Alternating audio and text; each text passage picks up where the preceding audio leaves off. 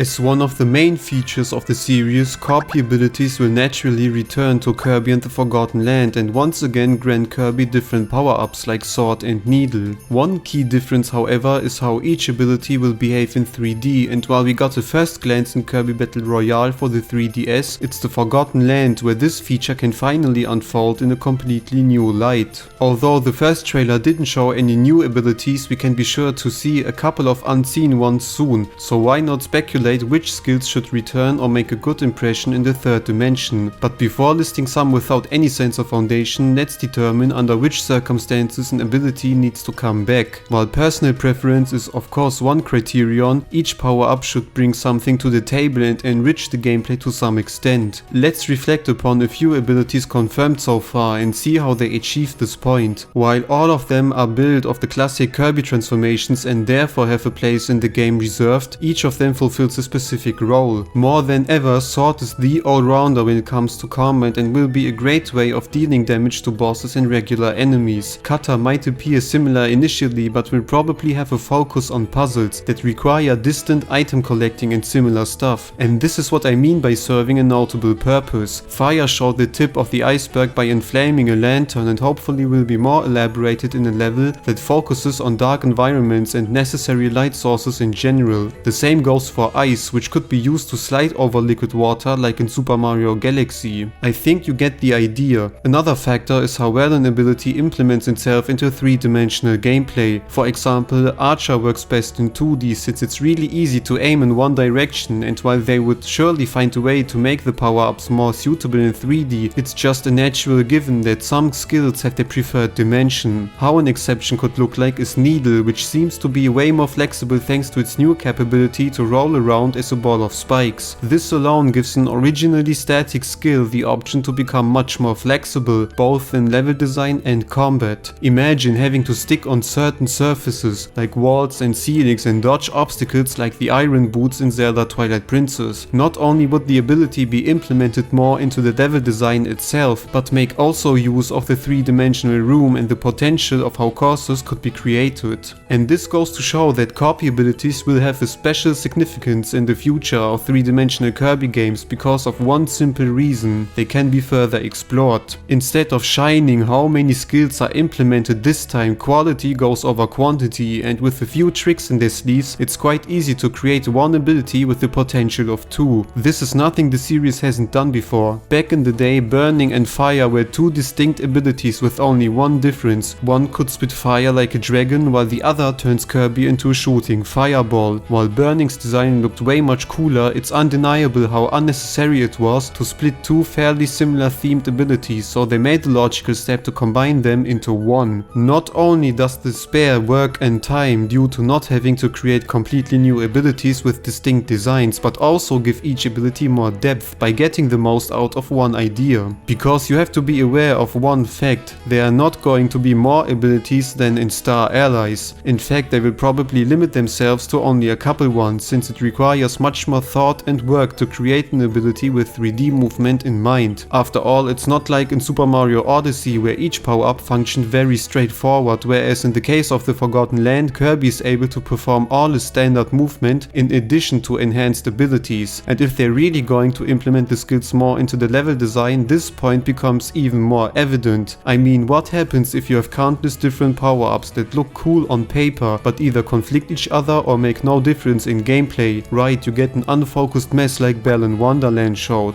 So which abilities are appropriate to bring their attributes into one? Clown debuted in Kirby Triple Deluxe and was a rather abstract power-up in terms of what is usually known. With different tricks in his sleeves, Clown can explore divergent moves like jumping through fire rings or balancing on a ball. It's for this reason why Clown offers itself greatly to combine more than one skill set, like Balloon Kirby from Kirby Power Paintbrush. In this game, Kirby is able to fluff himself up, but what is even more interesting is the fact that Balloon only appeared in a spin-off for the first time. We have no idea how this ability behaves in a platformer, let alone a 3D one, so implementing Balloon into Clown's moveset would not only make thematically much sense, but give Balloon another shot after 15 years. The same goes for Wheel and Missile. Although Wheel appears from time to time in specialized level sections, Missile can only be seen in Amazing Mirror and once again Power Paintbrush. Both abilities share the trait of Kirby transformation transforming into some kind of vehicle, moving extremely fast in order to maximize damage. It's not really about platforming or precise maneuvering, but in typical Kirby fashion, killing one enemy after another because linear level design doesn't allow much space to cover. Missile in particular never really reached its true potential due to constantly bumping into something which would stop Kirby all the time. Due to this fact, both abilities have extremely high capabilities to truly come out of their cocoon and make use of all the open space three-dimensional environments allow. But how would this ability be called? Well, by centering around mechanic-themed objects, Kirby could take up the role as a mechanic or inventor, justifying multiple mechanic-based skills into one. It's the same case like in Clown, creating an ability that is orientated towards a very universal subject area instead of limiting Kirby to one. There are many more of these like Doctor or Magician, but I think you get the gist. Skills like Wheel, Rocket, Jet, UFO or Wing are based on movement and would make a completely new and probably much better figure in 3D. And this is also the reason why Ninja will most likely return. Besides having an already fleshed out moveset in 3D thanks to Kirby Battle Royale, Ninja could benefit greatly from the third dimension, not only because of all the environmental shenanigans like hiding or disguising as something, but also because of Kirby's animations. The gameplay is surely the most important point when it comes to choosing skills, but you should not count out different abilities that would just look visually more impressive in 3D. Swinging around with a staff or performing wild moves with Wrestler could make up for stunning character animations and great spectacles, which is something the series had always an eye on. The only reason timed abilities like Cooking, Crash or Mike are in the games is not only because of destroying huge amount of enemies, but mainly due to the impressive showing they present. It just feels good to see Kirby absolutely obliterating everyone excessively within reach, which is also why most final bosses end with one climactic final attack instead of just going down in a cutscene. While we're on the topic of timed skills, maybe explore at least one of them more deeply. Sleep is a good example of how a once joke ability becomes something worthwhile in Kirby Battle Royale, with different moves and all the stuff you expect for regular power-ups. Do the same with one old one and expand on its foundation a little more. Cook lends itself into that category greatly and even showed glimpses of what is possible in Star Allies, where Kawasaki had to attack with more than simple cooking up all the foes nearby.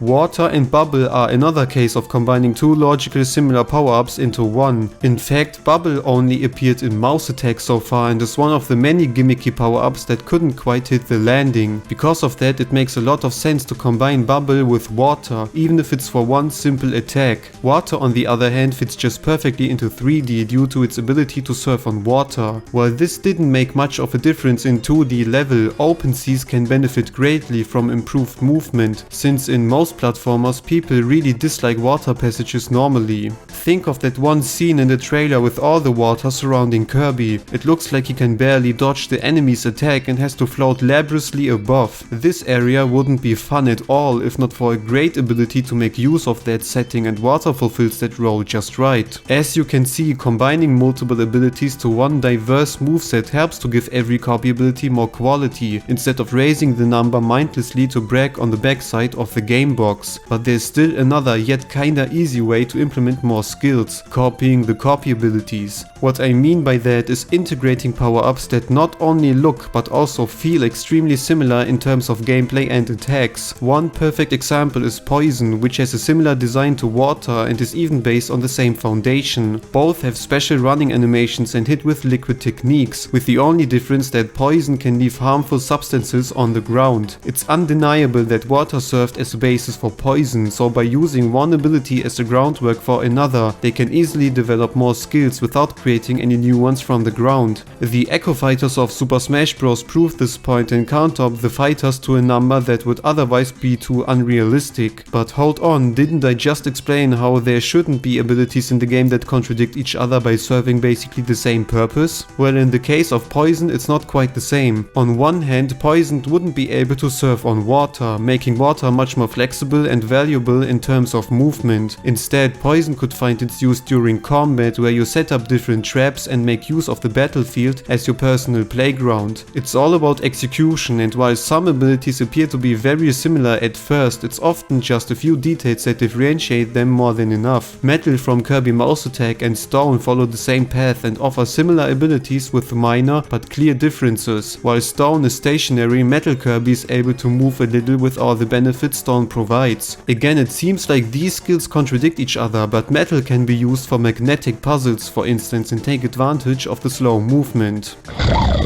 As you probably mentioned, I didn't really consider all the abilities showed in Kirby Battle Royale. All of them have already established movesets in 3D, so it's very logical to at least expect a good bunch of them returning. Completely new abilities are extremely speculative, and even though I already have some ideas, this topic will be covered in an extra video in the future. But what are your thoughts on the topic? Which abilities should come back and would make a great figure in 3D? Of course, I didn't forget. Animals should obviously return as well.